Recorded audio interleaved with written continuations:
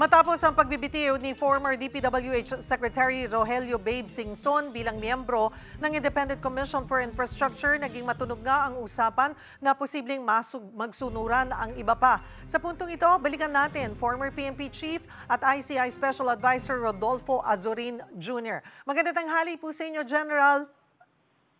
Ma'am Cheryl, magandang tanghali po at gandit sa inyo po mga tagapakinig. Salamat po sa oras, General Azurin. Sir, sunod-sunod po ang mga ulat tungkol sa frustrations at sentiment issues sa loob ng ICI. Mula po sa inyo mismo, paano po ninyo ilalarawan yung kasalukuyang atmosphere sa loob ng komisyon?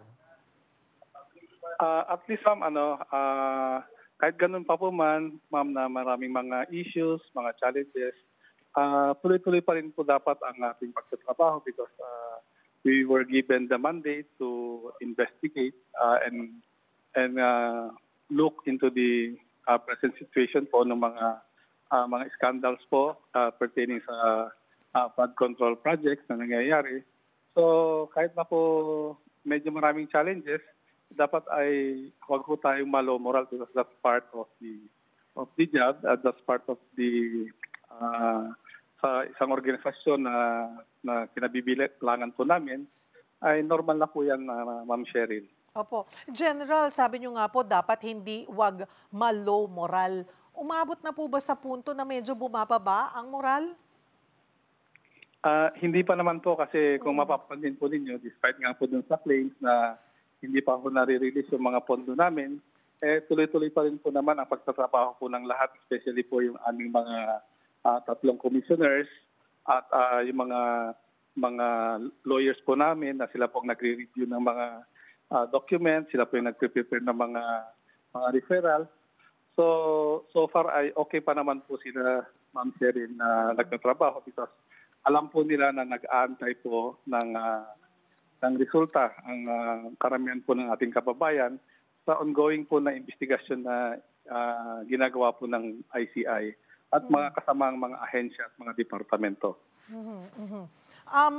General, sa panayam po ng sa totoo lang sa 1PH kay former ICI Special Advisor at Baguio City Mayor Benjamin Magalong ay may naririnig siyang susunod daw po ng magre-resign. May mga sources din po kami, General Azurin, na nagsasabing kayo mismo ay maaaring susunod nang magre-resign. Ma'am, pertaining po dun sa akin na ako'y nag-iisip po na magbitiw, wala akong katotohanan po yon, specifically po dun sa mga ina-allege po nung nag-report na hindi ho maganda ang relasyon namin ng aming chairman na si Chairman Andy Reyes. Sa katunayan po ay napaka-extraordinary po na boss ni Chairman Andy Reyes. Napakabait po at na-encourage po ang lahat dahil po siya po mismo, kahit nga po medyo wala pa hong budget na dumarating sa amin, siya po mismo ay nag-aabono rin po. Kaya siguro po sa punto po na pagre-resign ay wala pa po sa aking kaisipan. And sa mga kasamahan po naman namin na nagbibitiw, sabi nga po ni Commissioner Singson, due to stress, health reason, so we have to respect po yan. At very clear naman po ang sinabi ni Commissioner Singson na anytime po nakakailanganin po ang kanyang technical expertise, is on call pa rin po siya. So may mga bagay-bagay po na especially yung aming napakagaling na accountant na nag-audit, closing po kasi ng mga libro ng kanyang pong pinagtatrabahuan ng mga kumpanya. So kailangan din po ang kanilang mga serbisyo. But rest assured po na ang mga naitalaga po sa ICI ay patuloy pa rin po na magtatrabaho at patuloy pa rin po na nandoon po yung passion para nang sa ganun ay makita po natin kung sino po ba talaga ang mga dapat na mga kasuhan at maparusahan po sa mga investigasyon na isinasagawa po ng ICI at mga ibang kasamaan po natin sa mga gobyerno. General Azurin, yun nga po, nagiging issue yung abono. Kayo rin daw po nag-aabono ayon po kay Mayor Magalong. Magkano na po ba umaabot ang abono ninyo sa komisyon? Okay pa naman po, ma'am. Bali, nakakayanan pa naman po. Dahil nga po sa akin po siguro at sa iba kong mga kasamaan, gaya ng mga commissioners na nag-aabono rin po, ay mas binibigyan po namin ng halaga yung dapat po namin na trabahuin na siya pong inaasahan ng taong bayan despite that we are being based kung minsan na mabagal kami, na hindi ho makatotohanan yung investigasyon na isinasagawa po namin. These are the things that we have to bear every day. Yun pong tiwala ng taong bayan. But sabi ko nga, meron ho kaming trabaho na iniatang po sa amin. Gagawin ho namin ang lahat ng aming magagawa para sa ganun naman ay maibsan po ang mga hinaing at parang paghihinagpis po ng ating mga kababayan, lalo na po yung mga namatayan sa mga nagdaan po ng mga sakuna dito sa bansa po natin. Pero General Azurin, yun naman pong mga out of pocket nyo po, nare-reimburse naman, na ibabalik? We expect po na pagdating po ng pondo namin ay marirelease naman po kasi meron naman po kami mga listahan kung ano po yung pinagkagastusan namin doon. So I hope na maibalik naman po. Kasama na po siguro doon yung mga na unang nagastos po ni Mayor Benji at ni Commissioner Babe Singson po. Klaruhin ko lamang po, General Azurin. So, you've been there for 2 months. So, mula po noon, at yung mga kasama nyo po sa komisyon ay talagang nag-out of pocket muna, nag-aabono muna. At doon sa mga naabonohan muna ay basta nakalista, pero wala pang naibabalik. Basta maibabalik ito pag na-release na po yung 41 million pesos na ibinigay na pondo. Hopefully po, ma'am. Hopefully po maibalik. Kasi nga sabi ko nga, lahat po ay very passionate po na magtrabaho. So hindi ko na yung pinag-usapan dito yung gastos. Hindi ko na yung pinag-usapan yung sweldo rito. Kaya lang ang concern ko nga po ay baka yung iba po ng mga volunteer workers natin ay hindi ho kagaya po namin na meron po kaming pang-abono. These are the ordinary employees that are volunteering na I hope naman ay hindi ho sila ganong they're not bleeding into spending na nasasakripisyo po yung pangangailangan ng kanilang pamilya. Siguro po, General Azurin, sabi nyo nga po, at least kayo po ay kaya pa ng PC, kumbaga na mag-abono.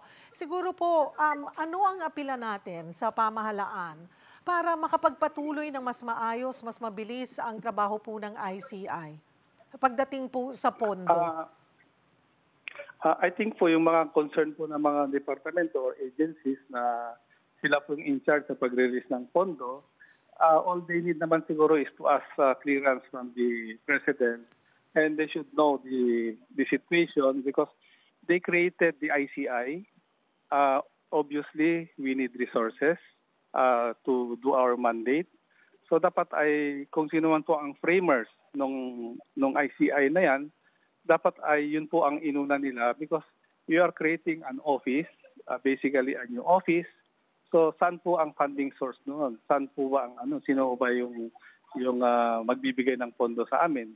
Parang sa ganun po ay baka mas napabilis pa sana ang pagtatrabaho at ng aming mga kasamahan, specifically doon po sa hiring ng mga employees so that we can review the so many documents na medyo kami na nga ho ngayon ang nababaha ng mga dokumento dahil yung mga pinoprovide po ng CIDG, ng AFP, ng NBI na nire-review po ng aming mga abogado, kulang po. So nagtambakan na po sa amin doon ang mga document na ibinigay na po sa amin.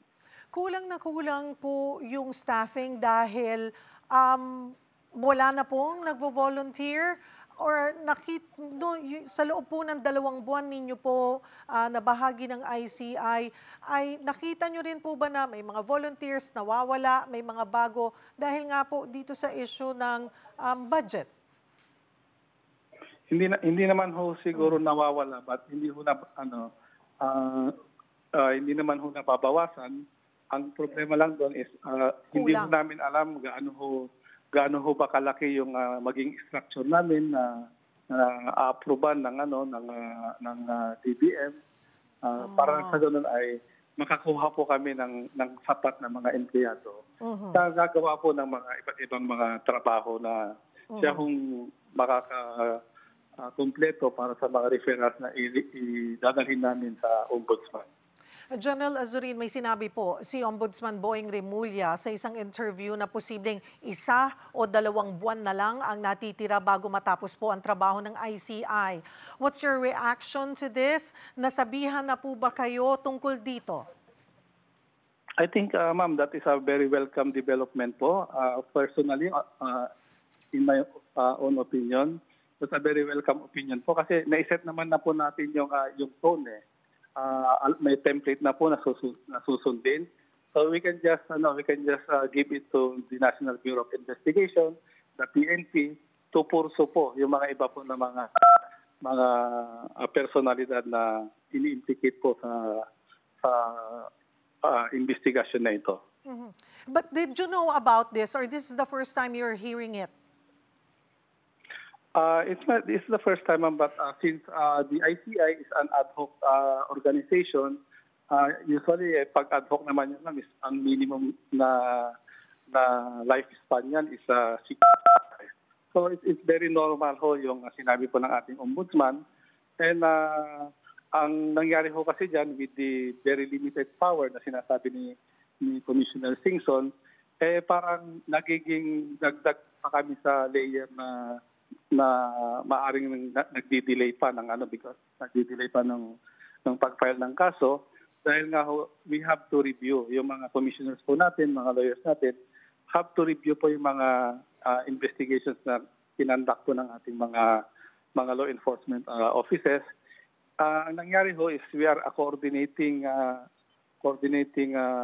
body wherein we can task any department, any bureaus, any agencies that could help in the investigation. Kaya nga ho, last Monday, when we had the technical working group meeting, sinabi ko nga ho na sana ho pag-file ng ICI, ng NBI, ng PNP ng kaso sa Ombudsman, dapat sana parang trigger po yan na ano naman ang gagawin ng BIR, ano naman ang gagawin ng LTO, ano naman ang gagawin ng Marina, anong gagawin ng anti-money laundering, ano ang gagawin ng CAAP, ano ang gagawin ng DTI, ano ang gagawin ng PCC, so that they should render a report sa chairman.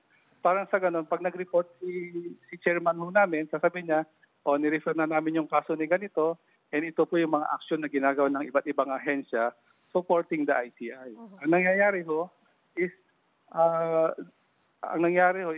may mga ginagawa yung ibang agencies na hindi rin ho na-inform yung ICI, kaya hindi ho natin alam kung ano ba talaga yung nangyayari sa kabuuan ng investigation.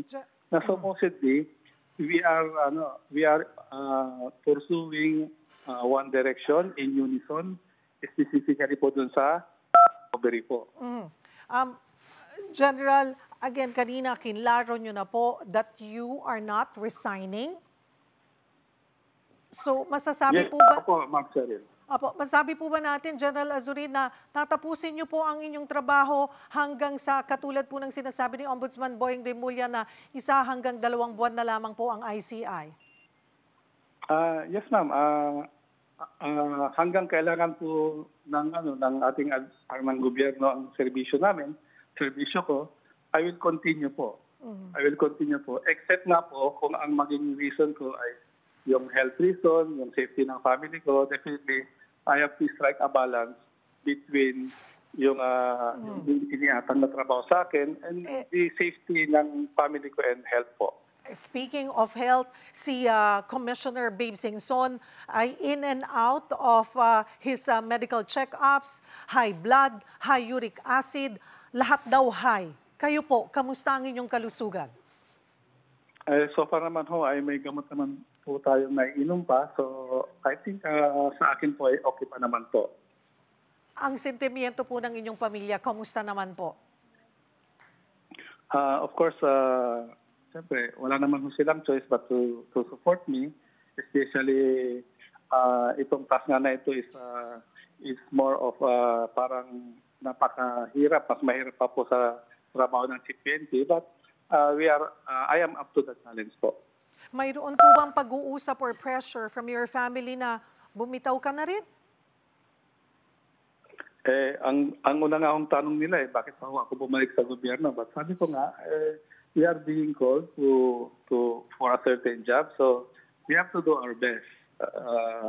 Despite yun nga, yung mga negative po na perception nila sa ICI, so yun po yung challenge po namin lahat na while negative po yung paningin ng karamihan po ng kababayan natin, hindi nga po nila alam na kami po ay nagpopondo mismo sa trabaho namin sa ngayon. Panghuli na lamang po, General Azurin, sino ho kaya yung sinasabi ni Mayor Magalong na may nababalitaan siya na susunod na magre-resign? Hindi ko po alam kasi it's personnel po sa amin, sa ICI, especially the commissioners. They have their own mga priorities. So, especially pagka family na po ang involved. Gaya nga po ni Sec Babes, di ba? It's very unfair sa kanya na with all the stress na nararanasan niya, with all the bashing, tapos medyo napakahirap pa ng expectations. So I think tama lang po yung naging decision niya siguro na iwanan. Pero ang pangako naman po niya, on call po siya anytime. Apo. Pero anytime na anong pangangailangan is pwede ho siyang tawagin at konsultahin po. Pero General Azurin, hindi po kayo ang tinutukoy ni Mayor Magalong? 100% po hindi po ako. Marami pong salamat sa inyong oras. Former PNP Chief at ICI Special Advisor Rodolfo Azurin Jr.